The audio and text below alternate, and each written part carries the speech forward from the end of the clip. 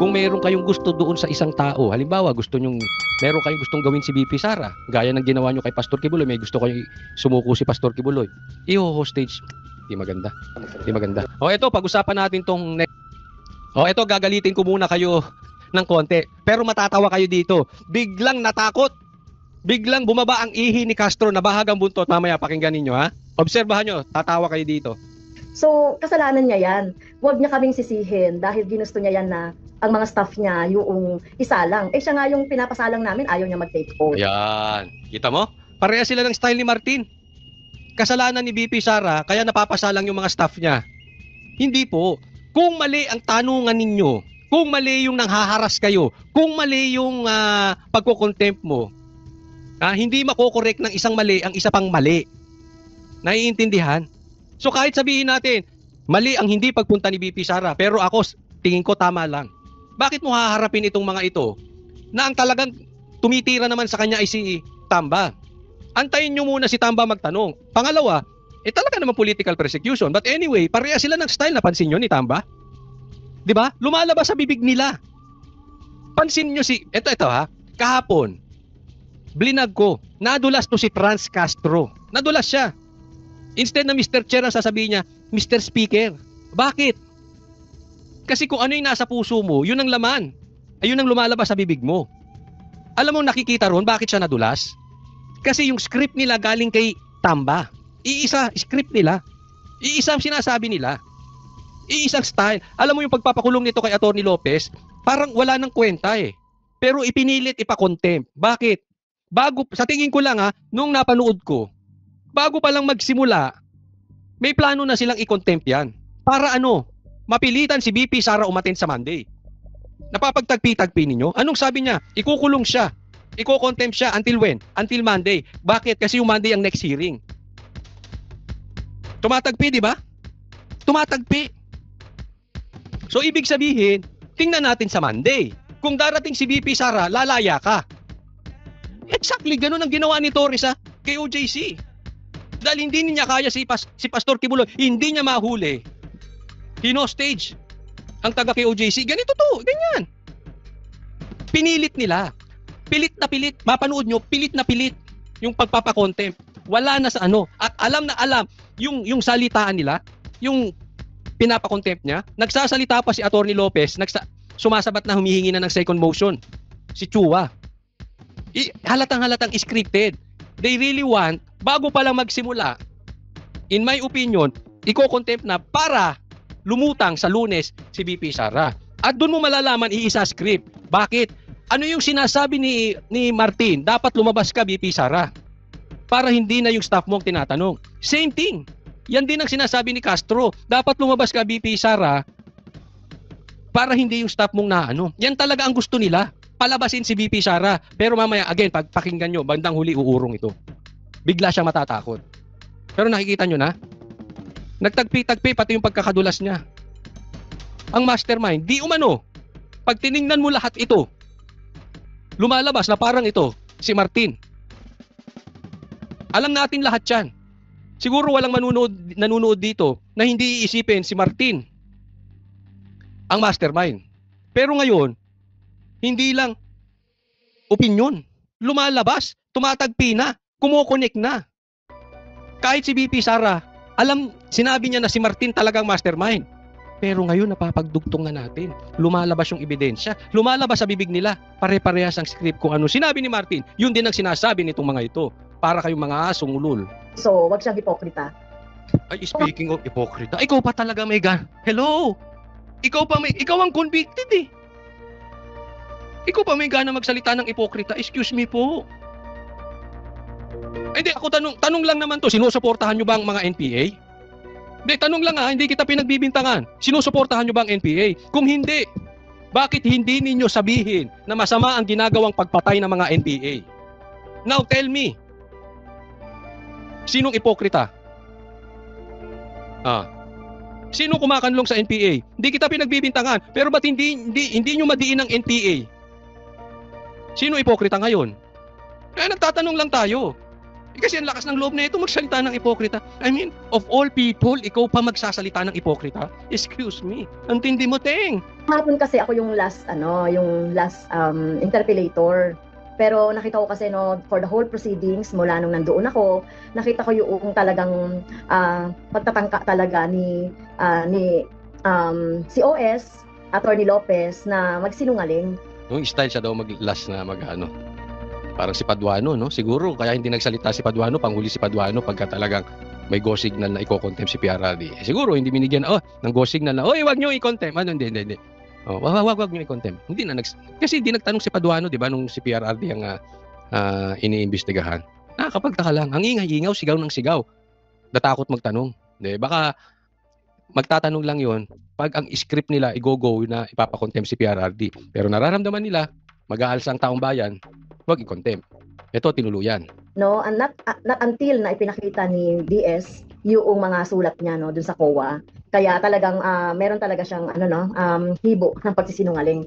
So yon, number 2, hindi ako makapaniwala na si OS siya, hindi niya alam yung gawain ng kanyang mga, kumbaga, yung mga nasa ilalim niya, katulad ng SDO. Hindi niya alam, no? At kahit na sinasabi niya, hindi siya pumirma sa travel doc.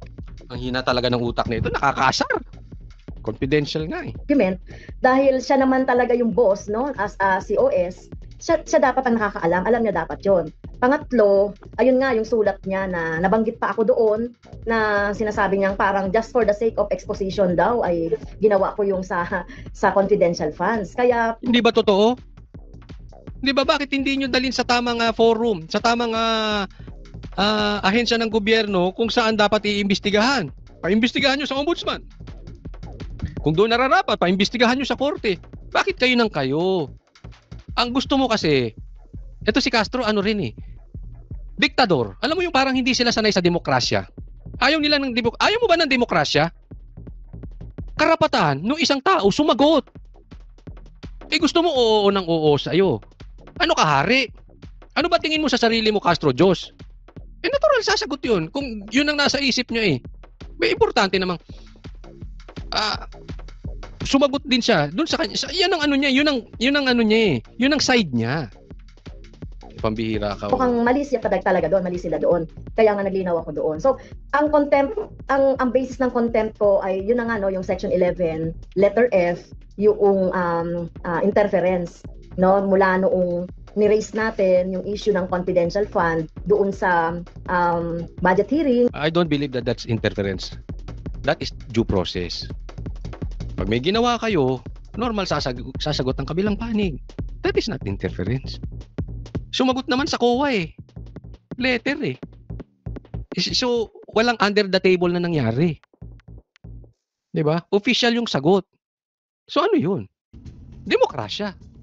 May karapatan lahat sumagot. Nagkataon hindi mo nagustuhan yung sagot ng COA, no, dahil nga merong notice of disallowance. So syempre karapatan naman namin, no, karapatan naman ng taong bayan na malaman nila ano ba tong notice of disallowance dito sa 125 million. Napaka-ipokrita mo, ikaw isa ka pa 125 million lang Hindi ko sinasabing maliit na pera 'yun. Pero for a confidential funds, sa tingin mo ba walang hawak na ganyan sila Tamba? 125 million? Hindi, nagtatanong lang ako. Sa tingin mo ba walang ganyan si Marcos? Baka yung ibang congressman mayroong ganyang hawak na pera sa proyekto pa lang. Ano ka ba? Nagtatanga-tangahan ka ba o talagang ano ka? No, na confidential funds na dapat nga wala sa office, wala siya no, dahil wala naman talagang line item for confidential funds. So, karapatan talaga ng taong bayan na malaman yun, no, yung notice of disallowance na to. Kaya nag-motion ako for subpoena luces tecum para ibigay yung mga document, no? May mga basis naman yung mga sinasabi ko doon. Kaya hindi lang for the sake of expose or whatever na iniisip nilang reason. Walang naniniwala sa'yo. Alam mo ba yan?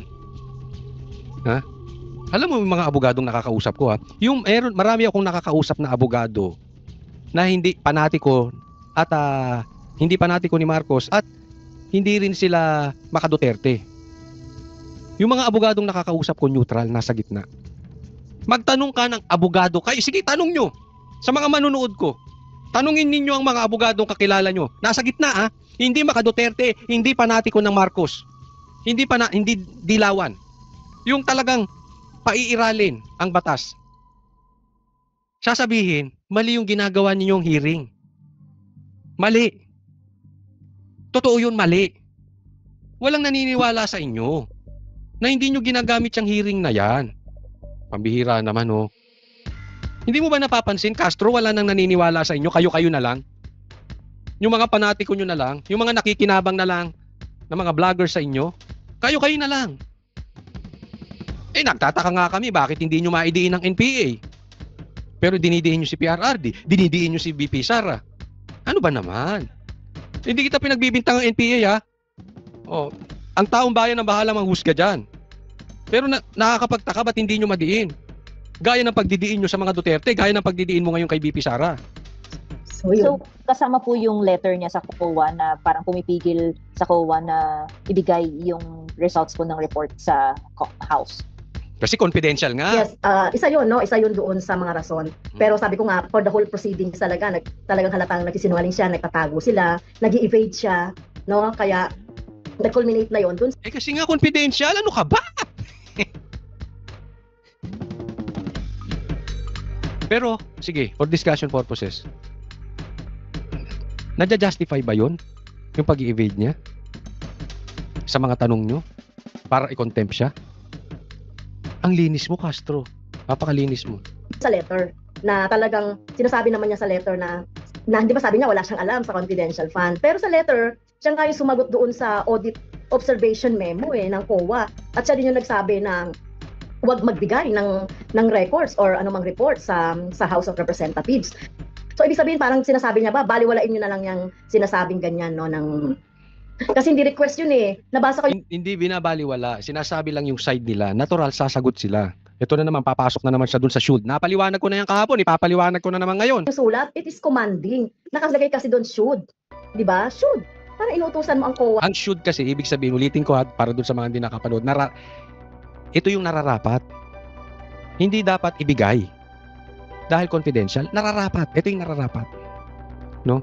Kasi, kung commanding yan, i-command nila ang COA, bubulihin ng COA, hindi magbibigay ng letter yan. Ha? Under the table ang galawan yan. Pag sumagot ka sa letter, sumagot ka, ibig sabihin, yun yung pagsunod mo lang sa demokrasya. Ganun talaga Ganun ang proseso, may due process. Ito hindi maintindihan ni Castro. Na wag magbigay ng report sa House of Representatives. Mahalaga. Sige, magtanong ka sa mga abogado na hindi bias, ha? Kaya ako nagtataka, doon sa mga abogado dyan sa Kamara, hindi ba kayo nandidiri sa ginagawa ninyo? Kaya nagtatanong lang. Iba nakakadiri? Alam na alam nyo na pang-aabuso na yung ginagawa nyong hearing na yan. Yun doon sa inquiry, sa probing na ginagawa namin. Kaya talagang talagang napilitan na tayo, no, na i-detain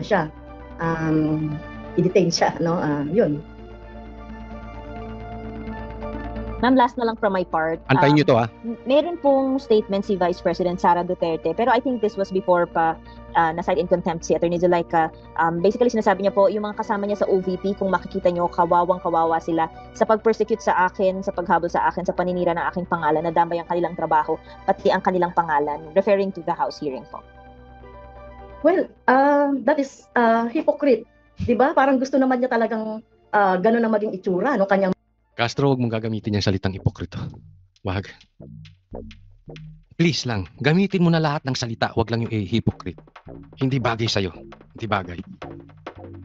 Mga staff. She should. Please yan, hindi should, ha? Please. Wag mong gamitin yung hypocrite. Ikaw nagsasabi ngayon, she should ano?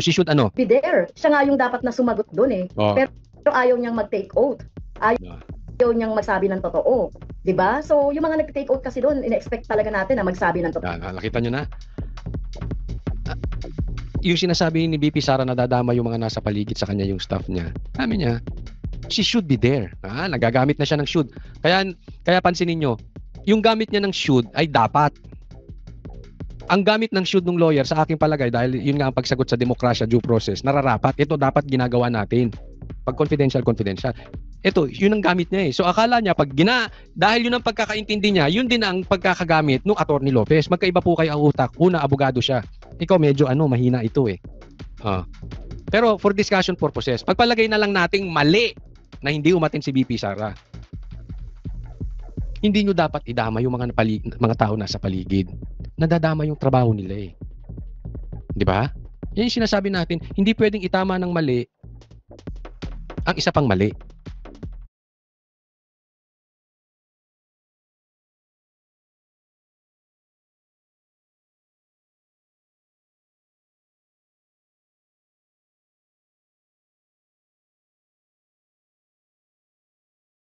Natin, no? Sila naman yung Mali. gumagawa Yung staff ninyo ni ang haharasin nyo. Mali 'yon. yung mga kumaga dirty works, 'di ba? Doon sa baba. So, tinawag natin mahalaga doon talaga yung mga nakapirma sa letter, which is si OS talaga si Attorney Lopez, yung SDO si Miss Acosta, at saka yung syempre yung in charge sa accounting, saka yung budgeting. So mahalaga namang mga tao 'yon sa baba niya para maliwanagan kami tungkol dito sa report ng COA, no? Sa report ng kung paano ba nagkaroon ng ganyang confidential funds. Di ako medyo pasensya na, medyo natatawa lang ako talaga. Mga Pilipino, gumamit naman tayo ng utak. Ganito yung mga klaseng ibinuboto natin. Kayo, ako hindi. Baka yung ibang may mga bashers tayong nanonood dito. Pambihira naman. Kita niyo yung pananalita. Grabe. Natatawa ako sa inyong bumoto rito. Ngayon, iboboto nyo pa rin yung party list na ito. Talagang katawa-tawa na kayo. Ang masama niyan, tayo nakakaawa. Kahit tayong hindi bumoboto. Nauuto kayo niyan. Tingnan nyo nga ang itsura. Tingnan nyo nga ang utak. Tingnan nyo nga ang karakter, nauuto kayo niyan, binoboto nyo pa. Pambihira mga Pilipino. Mag-isip-isip naman tayo. At paano ginamit. So, kasalanan niya yan. Huwag niya kaming sisihin dahil ginusto niya yan na ang mga staff niya yung isalang. Siya nga yung pinapasalang namin, ayaw niya mag-take. Hindi niya ginusto yung isalang. Sino ba naman may gustong isalang? Kayo ang may gustong isalang yung staff niya. Hino-stage nyo nga eh.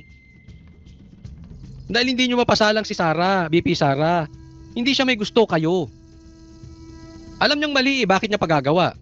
Siya nga, mali na imbestigahan siya eh. Mas lalo na yung staff niya. So, wag siyang hipokrita. Please, wag Okay, gamitin mo na lahat, please. Wag lang hipokrita. Okay, guys. Pakinggan nyo yung sagot ha. Tinan nyo, bigla siya matatakot kay BP Sara. Ma'am, follow up lang si Ian po. Ma'am, si BP Sara hindi pa rin umaattend doon sa pagdinig ng Committee on Good Government. Sa tingin nyo, darating din yung point na kayo mismo ipapasite in contempt yun. Yan, nagdadala. Hindi pa umaattend si BP Sara. So sa tingin mo, darating yung panahon na iko-contempt mo si BP Sara, ipapakulong mo rin si BP Sara? Tingnan nyo sagot. BP Sara. Depende, no? Kasi may mga under our rules, depende doon sa magiging basihan. Yan. Gumagawa na ng excuse, natataranta na. ng contempt. No, so kung magsasabi siya ng totoo doon, edi mabuti para sa taong bayan, 'di ba? Para sa mga kababayan natin na gustong malaman yung katotohanan. So depende, oo. Hindi ko pa masasabi sa ngayon. So sa ngayon kung hindi siya pumunta, mukhang hindi naman na rin siya kailangan. So ngayon kung di siya pumunta, hindi na rin naman siya kailangan. Mahalaga lang yung SDO. Ngayon, kanina pinipilit niyang pumunta si VP Sara. Nagigets niyo yung ano? Kanina gusto niyang pumunta si VP Sara. Nung tinanong na siya nung reporter, darating ba yung panahon na ipapakontempo siya kasi ayaw niya mag-attend. So ibig sabihin, harapan na ito. Harapan. Parang tinatanong, ayaw niya umattend eh. So darating ang panahon, kaya mo ba siyang i-contempt? Depende na raw, depende. At saka, hindi na rin niya kailangan umattend. Kanina, di ba? Gusto niya umattend. Pinipilit niyang umattend. Sinisisi niya pa si VP Sara, kaya daw yung staff niya ang nahaharas. Kasi ayaw matindi BP Sara. Ngayon biglang bawi di ba? Laban bawi rin to. Duwagcom ka nga. Sa Duwagcom to. Nung contempt ng pag-uusapan, parang ganito, tanong ng reporter. Na-contempt mo yung chief of staff niya. Na-contempt mo ang isang abogado. Kaya mo rin bang i-contempt si BP Sara? Depende. At hindi na rin niya kailangan umattend. Kasi pag nag-attend, magkakaharap sila. Sisingilin siya ng tao, sige nga i-contempt mo. Baka walang go signal na ipa-contempt si BP Sara. Baka hindi sila binibigyan ng go signal ni Martin na i-contempt si BP Sara. Alam nyo kung bakit? Alam nyo? Kasi magagalit ang taong bayan. Maghihimagsik ang taong bayan. Ang taong bayan pupunta sa kalsada. Ayaw nila yon. Kaya ayaw nila i-contempt. Kaya ito biglang umurong. Di ba? Ilang minuto yung kanyang interview. Una gusto niyang umattend, sa bandang huli hindi na kailangan umattend ni VP Sara. O ngayon, sino ipokrita? Hindi natakot ka, umurong ka. Kasi hindi mo kayang i-contempt. Baka kasi walang go signal ni Martin. Ikaw pa mapagalitan, pag kinontempt mo, nagpunta sa kalsada yung mga taong bayan, sisihin ka ni Martin. O sige, i-contempt nyo si VP Sara. We are waiting. I-contempt nyo rin si PRRD. Sige, go. Hindi po ako nananakot. Ha? Hindi ko po sinasabihan na maghimagsik ang taong bayan. Meron pong sariling puso yung mga yan. At pag sagad na ang pang-aapi ninyo, pupunta na sa kalsada ang taong bayan. Hindi nyo na mapipigil. So go ahead. Make our day. Contempt nyo nga si VP Sara at si PRRD.